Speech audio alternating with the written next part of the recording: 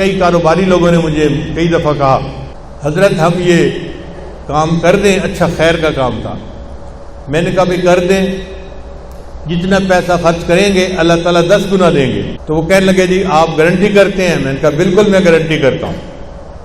چنانچہ انہوں نے پیسے اللہ کے راستے میں خرچ کیے اور اللہ نے ان کو 10 گنا سے زیادہ عطا فرمائے۔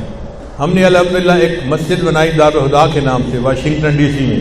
اللہ کے فضل سے جب مسجد بن گئی تو لوگوں کی آمد شروع ہو گئی اور یہ بات دور دور تک پھیل گئی۔ ایک نیو یارک کے ساتھی تھے، انہوں نے مجھے فون کیا، کہنے لگے حضرت ہمارے اس علاقے میں مسجد نہیں ہے اور ہم اگر بنانا چاہیں بھی صحیح تو ہم بنا نہیں سکتے۔ آپ کو اللہ نے لوگوں کی محبت ایسی دی ہے کہ آپ کی زبان سے لفظ نکل جاتا ہے تو لوگ تیار ہو جاتے ہیں، تو آپ یہاں آ جائیں اور مسجد بنوا دیں۔ ہم نے کہا ٹھیک ہے بھائی، ہم اللہ اور اس کے رسول کے لیے ہجرت کرتے ہیں۔ چنانچہ ہم واشنگٹن میں بہت سیٹ اپنے ہمدلف کے ساتھ ایک گھر میں رہتے تھے اور بچے خوش تھے۔ ہم نے نیت کر لی کہ ہم نیو یارک چلتے ہیں۔ اب جب یکدم کہا تو ساری جماعت کے لوگ پریشان، حضرت آپ ناراض ہو گئے۔ بھائی ناراضگی والی کوئی بات نہیں ہے، ایک بندے نے کہا ہے کہ مسجد بنانا ہے تو میں اللہ کے گھر بنانے کی نیت سے یہاں سے جا رہا ہوں سب کچھ چھوڑ کے۔ خیر ہم وہاں چلے گئے۔ اب وہاں پہ بالکل نیا ماحول، کوئی بندہ واقف نہیں، کوئی آبادی کو نہیں جانتے، دل بھی نہ لگے بچوں کا۔ خیر میں نے اس سے کہا کہ اچھا بھائی ہم مسجد بنائیں گے تو کیسے بنائیں گے؟ اس نے کہا جی پلاٹ خریدیں گے، پھر نقشہ بنوائیں گے، پھر اس کے اوپر عمارت تعمیر کریں گے اور پھر اس کو جو ہے وہ آباد کریں گے۔ میں نے کہا نہیں یہ لمبا روٹ ہے، اس پہ نہیں جانا۔ کہنے لگا پھر؟ میں نے کہا کہ ہر پلاٹ کو جب اپروو کرواتے ہیں نا تو اس وقت مشکل ہوتی ہے، وہ اپروول ہی نہیں دیں گے کہ یہاں مسجد بنا سکتے ہیں یا نہیں۔ آپ پلاٹ خرید بھی لیں گے تو آپ کا پلاٹ کسی کام کا نہیں، یوز پرمٹ جو نہیں ملنا۔ کہنے لگا پھر کیا کریں؟ میں نے کہا اس کا ایک طریقہ یہ ہے کہ جو جگہ پہلے سے ہی عبادت کی نیت سے بنی ہوئی ہے نا اس کو خریدیں، اس پہ تو ہمیں یوز پرمٹ لینے کی ضرورت ہی نہیں، اس لیے کہ وہ تو بنی عبادت کے لیے ہے۔ اب اس کے لیے جو گرجے تھے وہ یا سینیگاگ جو یہودیوں کی عبادت گاہ ہوتی ہے اس کو سینیگاگ کہتے ہیں۔ اچھا عیسائی جو ہیں یہ گرجے بیچ دیتے ہیں، یہودی اپنی عبادت گاہ نہیں بیچتے۔ وہ چونکہ پیسوں والے لوگ ہیں وہ تانا نہیں سننا پسند کرتے کہ جی فلاں جگہ سینیگاگ بیچا گیا، ہم نے کبھی نہیں سنا تھا۔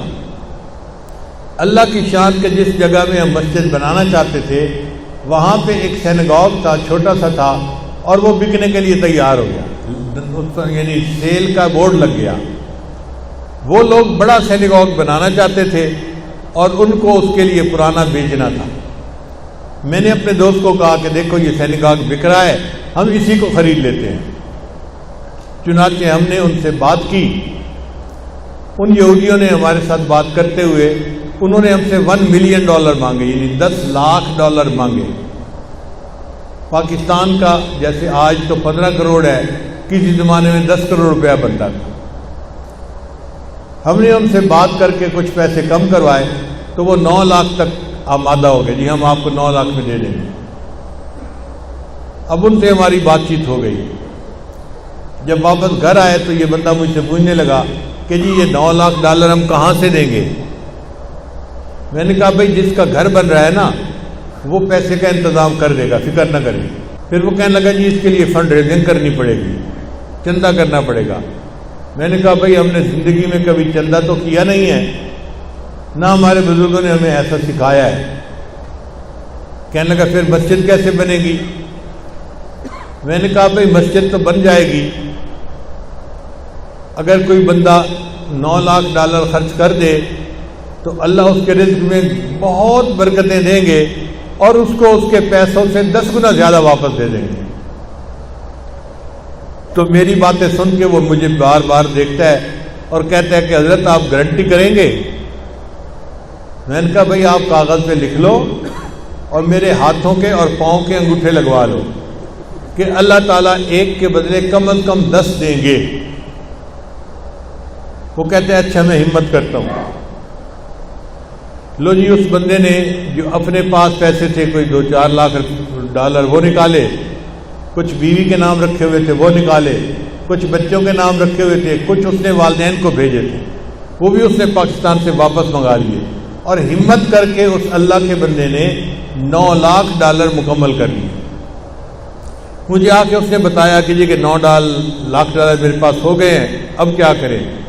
میں نے کہا پیمنٹ کر کے تو ہم چابی لیتے ہیں اور مسجد شروع کر دیتے ہیں۔ ہم نے ان یہودیوں کو پیمنٹ کی، ان سے چابی لی اور مسجد کی صفائی کر کے اس میں اذان نماز شروع کر دی۔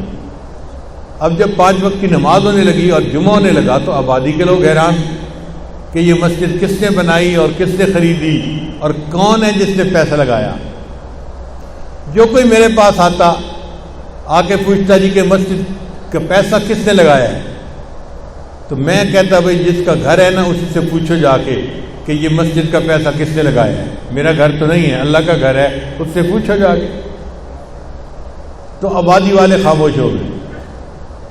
اب یہ بندہ جس نے 9 لاکھ ڈالر لگائے تھے یہ میرے پاس ایک دن بیٹھا ناشتہ کر رہا تھا، مجھے کہتے ہیں حضرت میں نے پوری زندگی میں جو کمایا تھا وہ تو میں نے سب آپ کے کہنے پہ لگا دیا، اب میں کیا کروں؟ میں نے کہا دیکھو بھائی آپ کے 2 مکان ہیں، ایک مکان میں بیوی بچوں کے ساتھ آپ رہتے ہیں اور دوسرے مکان کو آپ نے کرائے پہ دیا ہوا ہے۔ کہتے ہیں ہاں۔ میں نے کہا وہ جو دوسرا مکان کرائے پہ دیا ہوا ہے نا اس کو بیچ دیں اور جو پیسہ آپ کو ملے اس سے آپ اور کوئی مکان خرید لیں اور پراپرٹی کا کام کرنا شروع کر دیں۔ وہ پراپرٹی کا کام کرنے والا بندہ تو نہیں تھا، مگر میرے کہنے پہ اس نے 4 لاکھ ڈالر میں مکان بیچا اور پھر اس سے ایک اور مکان خریدا، پھر اس پہ پروفٹ ہوا تو اور مکان خریدا اور اس نے ریئل اسٹیٹ کا کام ہی شروع کر دیا۔